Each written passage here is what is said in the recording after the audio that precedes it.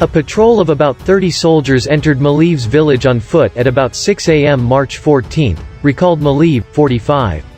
Several stood outside his gate, pointing rifles at him, while 2 others searched his house and demanded to know whether he had any weapons. When the soldiers left, so did Maliv to get military training. Eventually, he returned to the village, this time as a rifle-toting member of the Kraken regiment, a unit that is quickly becoming one of Ukraine's better-known volunteer forces. Azov battalion veterans formed the Kraken unit on the day Russian President Vladimir Putin launched a full-scale invasion of Ukraine in February, a military spokesman said. That makes the Kraken something like a kid brother to the older Azov unit, whose fighters achieved world-renowned status last month for their epic last stand inside Azovstal, a sprawling steel complex in the port city of Mariupol. Like the Azov fighters, whose name comes from the Sea of Azov, the regiment's name and insignia evoke a different maritime theme: the Kraken, a mythical sea monster resembling a giant squid. Their commander is Konstantin V. Nemechev, a political and military figure in Kharkiv. The son of a schoolteacher and an electrician, Nemechev, 26, launched a political career in the right-wing National Corps Party before he graduated from college, including an unsuccessful bid last year to become Kharkiv's mayor. He drew heavily on the support of rowdy young soccer fans, many of whom now serve in his unit. Now that the Azov battalion has been decimated, the Kraken stand to become Ukraine's most famous band of volunteers, arguably most controversial, like their Azov brethren. Critics said both have drawn fighters from ultranationalist and far-right groups, an allegation their soldiers reject as Russian propaganda. Although the commanders have acknowledged that far-right soldiers might be among their ranks, they said they are outnumbered by a more diverse group dedicated to defending Ukraine.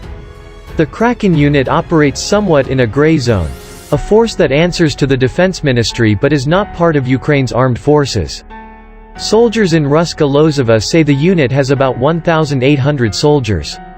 The military spokesman declined to say how many services are in the unit. The Kraken unit, which in recent weeks has helped take back villages north of Kharkiv, filled its ranks with gym rats, bouncers, and ultras, the professional soccer fans who sometimes showed their love for Kharkiv's Metalist team with riotous behavior. Many also hung out at the same sports bar, a place called The Wall, that was bombed, allegedly by Russian separatists, in 2014. 11 patrons were injured. But their unit also draws veterans from the regular army, battle-tested paramilitary fighters from Donbass, and other volunteers who range in age from 25 to 60. Who would only give his first name because of concerns for his family's safety, hitchhiked approximately 325 miles from Kyiv to join friends in the unit near the Kharkiv front. Now he walks with a limp from a Russian-made claymore mine that peppered his right leg with shrapnel. Like others, he went to war after receiving combat training where first aid instruction was more plentiful than ammunition. And there's still more than a little DIY in the unit's warcraft, despite nearly 3 months of sometimes heavy fighting. Their battle wagons are SUVs, pickup trucks, ATVs, and, on this day, a Nissan Murano painted bumper-to-bumper in green, right down to the hubcaps. The camouflage on Anton's AK-74 is homemade, too. Worried the factory-issue black finish might stick out in Ukraine's forests, he painted his weapon in multi-tone greens that look more like Grateful Dead tie-dye than military camo. It was chaotic for the first week and a half, said Anton, 27, who also only gave his first name for security reasons. He recalled how one soldier, feeling confident that he could instruct his comrades on how to fire a Czech anti-tank weapon, blew up a wall and injured several people instead. Even now, on a quick tour of the village, the small Kraken squad is less than disciplined about basic firearm safety, such as pointing the weapon's muzzle only at the sky or at the ground. While taking cover below a tree from a Russian drone overhead, one soldier leaned the muzzle of AK-74 against his crotch. Inside a blown-out hospital, another soldier knelt over an unexploded tank shell, pretending he was about to poke it with his finger. Yet Kraken members also have learned to fight by fighting, and their morale is high. I fought in Donbass and, how to put it, things are better organized here, said Oleg Sopolenko, 27, a member of the 25th Airborne Brigade who secured a transfer to the Kraken unit so he could fight for his hometown among friends. Teammates are way better team players, and that helps a lot.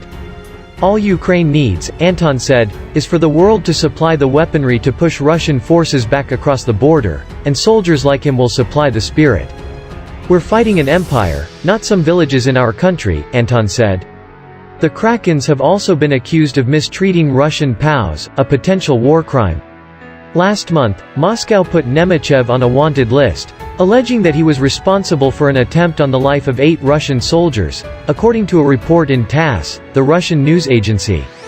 A BBC investigation into a video showing several Russian POWs being deliberately shot in the legs found that the Kraken forces had been operating in the area at the time. Nemechev denied the allegations in the BBC account. He didn't respond to calls and texts seeking comment for this report. Still, his unit's press secretary provided a Telegram post from late March in which Nemechev dismissed the video as fake news and said his unit was always very humane with POWs. By the time the Kraken unit liberated this suburban village of about 5,000 people at the end of April, many had fled. Maliv estimated Tuesday that only 200 or so remained in what amounted to a newly liberated ghost town. Few here even stepped outside as Ukrainian and Russian forces continued to trade mortar fire. Much of the village has also been damaged or destroyed, including the Church of St. Nicholas, the village council building, and a small hospital. Elsewhere, a tidy row of beehives stood in a field near houses whose heavy wooden roof beams had been snapped and charred. A massive crater lay not far from the gutted, ash-filled house where Maliv's brother lived. As in so many other places, Russian occupiers drank heavily and looted local homes and businesses, villagers said. Maliv's mother, Claudia, 81, described how Russians even fed the local citizens meat they had stolen from a local processing plant when the conversation was interrupted by the sound of a Russian drone overhead. "It's buzzing," Maliv said, hushing everyone. Russians often use drones to identify targets to attack. The sound is faint, like a gas-powered model airplane, but it was enough to cause members of the unit to break up the conversation and seek cover.